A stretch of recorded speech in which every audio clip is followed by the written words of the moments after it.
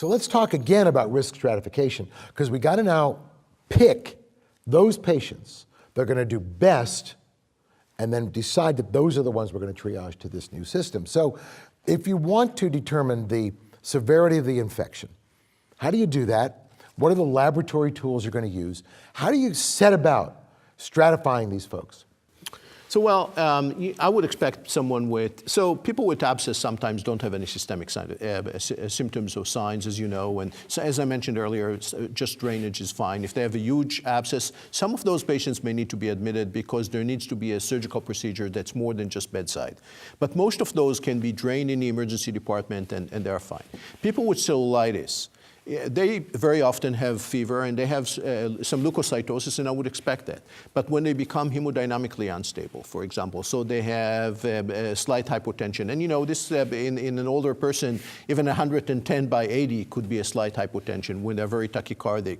And so for that, I would say is out of the usual, will make me a little concerned, and I will admit them. But the general case is fever, leukocytosis, a petroferrithema, and tenderness. That would be considered to be a normal a routine presentation. So none of those is a standalone liver dye, I'm going to admit you. Fever, leukocytosis, patch of skin, even purulence, if I heard you correctly, you could drain this, yeah? Of course. I think it's got to be some combination, you know, and there's some subjectivity that obviously comes into play, I think, when you're choosing these patients. What about lymph nodes? Does lymph node enlargement per se mean you're coming in the house? No, of course not. I mean, you know, most patients with lymphadenopathy or lymphadenitis, we actually are very successful in treating in the community. And with skin infections, particularly with strep, you can see some lymph nodes, but these by themselves are not a reason to admit a person. You know, if you start to parse this out, those things that if you were to almost by knee jerk say, you've got to bring you in, I think we've begun to exclude. In other words, erythema, nope, not going to come in. Purulence, nope, not going to come in. Lymph nodes, don't need to come in, okay? Pain, don't really need to come in all the time. What am I missing? Nothing much. Clearly signs of sepsis and necrotizing fasciitis, but that's a small group, isn't it?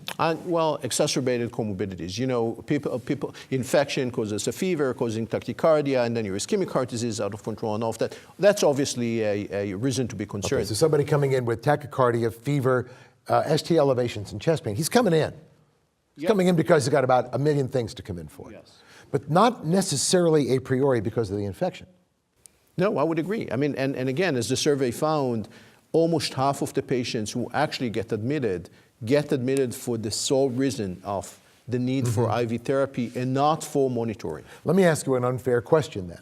As we've pared this onion skin back, I'm not even sure that analogy is syntactically correct, but we peel the onion skin back, we're left with a very small core of patients who have to come in. What percent, all comers, to the ED with a skin infection actually need to come in for something that can only be done in the hospital, can't be done on an outpatient basis?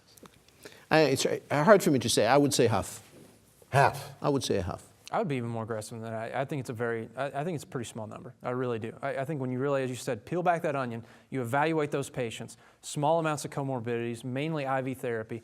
You know, I think you find that it's a small number that truly need to be there. I think it depends on the setting. I mean, we are more for tertiary care, so we see very complicated patients. I think the more you move into community settings, the bigger is the proportion of patients who could be treated as outpatients. But I mean, not specifically you or your setting. I'm in a quaternary care hospital as well, but our ED treats a catchment area. And that catchment area is all comers and, you know, not necessarily referred in. Again, my sense of what you told me is that it's a lot less than half have to come in. I think I'm going to side with this guy. It sounds like a much smaller group. But the caveat is you got to be set up to take care of them. That's right. In other words, if you don't have an outpatient treatment center, you don't have an ED that's ready to do this, you don't have some sort of infusion center, you're out of luck. You got to bring them in because what else are you going to do? You need two capabilities, that's all. You need the ability to infuse without being an inpatient, and which every ED has, by the way, and you need the ability to follow up. you already have resources for follow-up because many patients have primary care physicians, they come from institutions and so forth. You have outpatient clinics, walk-in clinics, and so forth. But these are the two components that are required in order to not admit a patient in a way that's not going to concern the ED doctor and he's going to participate in it. Yeah, and I think we struggle too with, one of the things we see is a fairly large indigent population where they're using the ED physician as their primary care provider. So, making sure to take care of especially that subset of patients. But again, that may cut two ways. It's expensive, yes, but also because that you are their physician, you see them. So maybe that's a good thing in terms of this specific entity, right?